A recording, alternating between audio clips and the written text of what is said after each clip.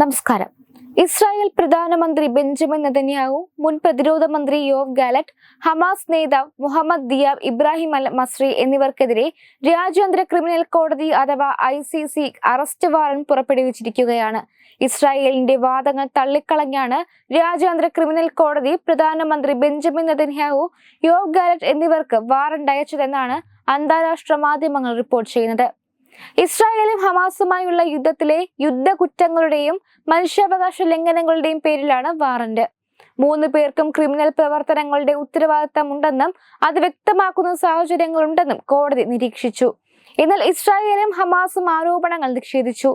May മാസത്തിലാണ് ICC prosecutor Karim Khan നെതന്യാഹുവിനും ഗാലന്റിനും മുഹമ്മദ് ദിയാബിനും 2 ഹമാസ് നേതാക്കൾക്കുമെതിരെ വാറന്റ് അയക്കണമെന്ന് ആവശ്യപ്പെട്ടത്.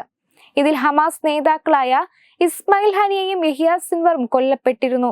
മുഹമ്മദ് ദിയാബും കൊല്ലപ്പെട്ടെന്നാണ് ഇസ്രായേൽ പറയുന്നത്. 2023 ഒക്ടോബർ 7 അക്രമ സംഭവങ്ങളിലാണ് കേസ് നടക്കുന്നത്.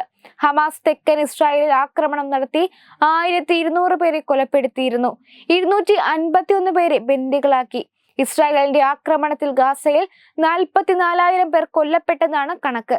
ജനങ്ങളെ ബന്ദികളാക്കി ഉപദ്രവിക്കുക, ബലാത്സംഗം, തടവിൽ പാർപ്പിക്കുക, കൊലപാതകം എന്നിവയാണ് ഹമാസിനെതിരെ പ്രോസിക്യൂഷൻ ആരോപിക്കുന്ന കുറ്റങ്ങൾ.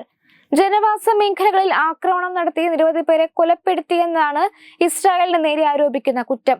അതേസമയം മറുവശത്ത് പ്രധാനമന്ത്രി ബെഞ്ചമിൻ നെതന്യാഹുവിന് അന്താരാഷ്ട്ര ക്രിമിനൽ കോടതി അറസ്റ്റ് വാറന്റ് പുറപ്പെടുവിച്ചതിൽ ശക്തമായ പ്രതിഷേധത്തിലാണ് ഇസ്രായേൽ സർക്കാർ. കോടതി ഉത്തരവ് അനുസരിച്ച് നെതന്യാഹുവും മറ്റുള്ളവരും 120 രാജ്യങ്ങളിൽ ചെന്നാൽ അറസ്റ്റ് ചെയ്ത് തടവിലാക്കാൻ ഈ ഉത്തരവ് അധികാരം നൽകുന്നു. എന്നാൽ ഇവർ രാജ്യത്തെത്തിയാൽ അറസ്റ്റ് ചെയ്യുമോ എന്ന കാര്യത്തിൽ ബ്രിട്ടൻ ഇനിയും കൃത്യമായ നിലപാട് വ്യക്തമാക്കിയിട്ടില്ല. അമേരിക്കയും ഇന്ത്യയും അടക്കമുള്ള രാജ്യങ്ങളിൽ മാത്രമാണ് ഇവർക്ക് സുരക്ഷിതമായി സന്ദർശിക്കാൻ കഴിയുന്നത്. അന്താരാഷ്ട്ര ക്രിമിനൽ കോടതിയുടെ റോം സ്റ്റാറ്റ്യൂട്ടിൽ ഒപ്പുവെച്ച ഏത് രാജ്യത്ത് ചെന്നാലും ഇവരെ അറസ്റ്റ് ചെയ്ത് തടവിലാക്കാം. മറ്റൊരു പ്രധാനപ്പെട്ട കാര്യം, ഇസ്രായേലും അമേരിക്കയും ഇന്ത്യയും ഇതിൽ ഒപ്പിട്ടിട്ടില്ല എന്നതാണ്. ആഫ്രിക്കൻ രാജ്യങ്ങളാണ് റോം സ്റ്റാറ്റ്യൂട്ടിൽ ഏറ്റവും കൂടുതൽ ഒപ്പുവെച്ചിട്ടുള്ളത്. ഒരു തീവ്രവാദി നേതാവിനൊപ്പം തന്നെയും പ്രതി ചേർത്തതിൽ ഇസ്രായേൽ പ്രധാനമന്ത്രി ബെഞ്ചമിൻ നെതന്യാഹു പ്രകോപിതനാണ്. ഒരു രാജ്യത്തെ ജനാധിപത്യപരമായി തെരഞ്ഞെടുക്കപ്പെട്ട ഭരണാധികാരിയെയും ഒരു തീവ്രവാദി നേതാവിനെയും ഒരേ കേസിൽ പ്രതി ചേർത്തത് ധാർമ്മികമായി ശരിയല്ല എന്നാണ് ബ്രിട്ടീഷ് സർക്കാരിന്റെ നിലപാട്. അതിനിടെ ഈ വിഷയത്തിൽ പ്രതികരിച്ചുകൊണ്ട് US പ്രസിഡന്റ് ജോ ബൈഡൻ രംഗത്തെത്തിയിരിക്കുകയാണ്. നെതന്യാഹുവിനെതിരായ അന്താരാഷ്ട്ര ക്രിമിനൽ കോടതി നീക്കം അന്യായമാണെന്നും അംഗീകരിക്കാനാകുന്നതല്ലെന്നുമുള്ള വിമർശനവുമായാണ് ജോ ബൈഡൻ രംഗത്തെത്തിയത്. അന്താരാഷ്ട്ര ക്രിമിനൽ കോടതി എത്ര തന്നെ പറഞ്ഞാലും ഇസ്രായേലും ഹമാസും തമ്മിൽ യാതൊരു സാമ്യവും ഇല്ലെന്നും അവരെ താരതമ്യപ്പെടുത്താനാകില്ലെന്നും ബൈഡൻ പറയുന്നു.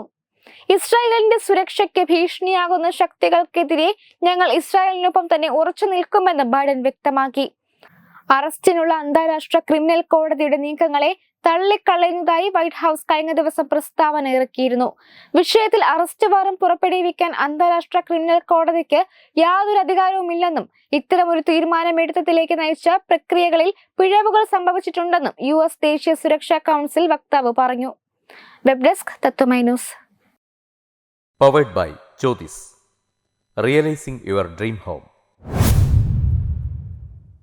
Our ongoing luxury apartments projects are Crown near Karivattam, The Square near UST Global, White Manor near Aattugal Ambalathara, and Evergreens Luxury Villas near Tirumala.